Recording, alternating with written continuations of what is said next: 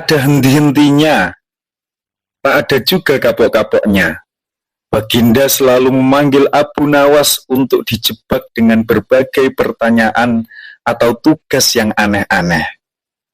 Dan hari ini, Abu Nawas dipanggil ke istana. Setelah tiba di istana, Baginda Raja menyambut Abu Nawas dengan sebuah senyuman. Akhir-akhir ini, aku sering mendapat gangguan perut. Kata dokter pribadiku, aku kena serangan angin, kata Baginda memulai pembicaraan.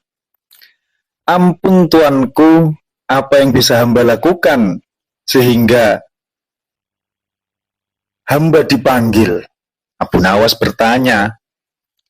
Jadi begini, aku ingin memerintahkan engkau untuk menangkap angin dan memenjarakannya, agar aku tidak lagi mendapat gangguan perut, kata Baginda.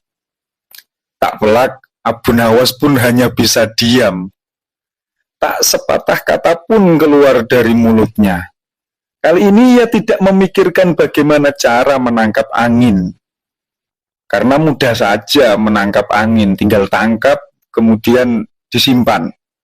Tetapi yang ia bingungkan adalah bagaimana cara membuktikan kepada Baginda bahwa ia berhasil menangkap angin. Karena angin tidak bisa dilihat. Dalam pikiran Abu Nawas, tidak ada benda yang lebih aneh dari angin. Angin tidak bisa dilihat. Tidak seperti air, walaupun tidak ada warnanya tetapi masih bisa dilihat dan bisa dibuktikan keberadaannya. Baginda hanya memberi Abu Nawas waktu tidak lebih dari 3 hari. Pusing nggak tuh si Abu Nawas? Disuruh memenjarakan angin yang tidak ada bentuknya, cuma dikasih waktu 3 hari pula. Akhirnya Abu Nawas pulang membawa pekerjaan rumah yang sangat berat lagi dari Baginda Raja. Namun Abu Nawas tidak begitu sedih karena berpikir sudah merupakan bagian dari hidupnya, bahkan merupakan suatu kebutuhan. Ia yakin bahwa dengan berpikir akan terbentang sebuah jalan keluar dari kesulitan yang sedang dihadapi.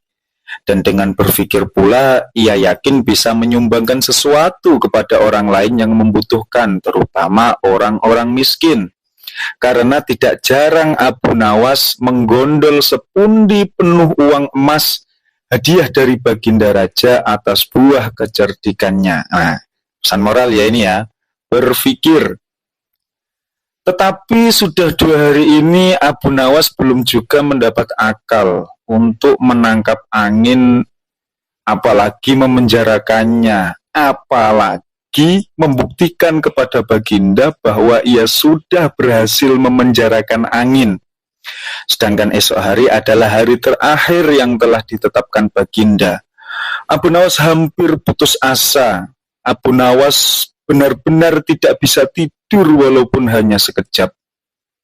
Mungkin sudah takdir. Sepertinya kali ini Abu Nawas harus menjalani hukuman karena gagal melaksanakan perintah.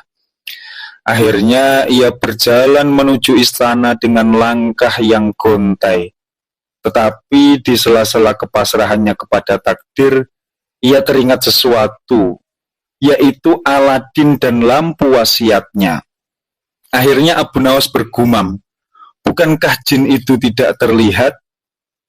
Akhirnya ia bercingkrak kegirangan dan segera berlari pulang, karena ia telah mendapatkan sebuah ide cemerlang untuk memenjarakan angin dan membuktikan bahwa ia sudah berhasil memenjarakannya.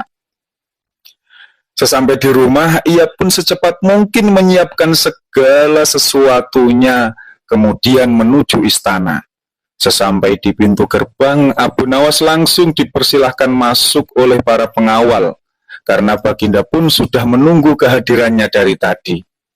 Sesampai Abu Nawas di hadapan Baginda, tidak sabar Baginda bertanya kepadanya, Abu Nawas, sudahkah berhasil memenjarakan angin? Sudah, Paduka Yang Mulia, jawab Abu Nawas dengan muka berseri, sembari mengeluarkan botol yang sudah disumbat. Kemudian ia menyerahkan botol itu kepada Baginda. Baginda menimang-nimang botol itu sambil berpikir, kemudian mengajukan pertanyaan kepada Abu Nawas. Mana angin itu, Abu Nawas? Baginda bertanya. Di dalam, tuanku yang mulia, jawab Abu Nawas penuh takzim. Aku tak melihat apa-apa, kata Baginda Raja. Ampun tuanku, memang angin tak bisa dilihat. Tetapi bila Paduka ingin tahu angin yang berhasil saya penjarakan, Paduka harus membuka tutup botol itu terlebih dahulu.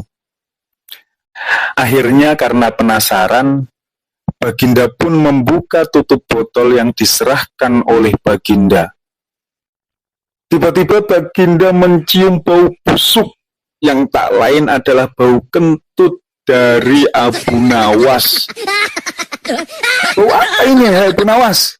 Tanya Baginda marah. Ampun tuanku, dengan gemetar Abu Nawas berusaha menjelaskan. Tadi hamba buang angin dan hamba masukkan ke dalam botol. Karena hamba takut angin yang hamba buang itu keluar kemana-mana. Maka hamba menangkap angin itu dan memenjarakannya di dalam botol, kemudian menyumbatnya. Meskipun Baginda marah karena ia mencium bau busuk dari kentut Abu Nawas, tetapi Baginda tidak jadi marah karena penjelasan Abu Nawas memang masuk akal. Dan untuk kesekian kalinya Abu Nawas selamat dari hukuman.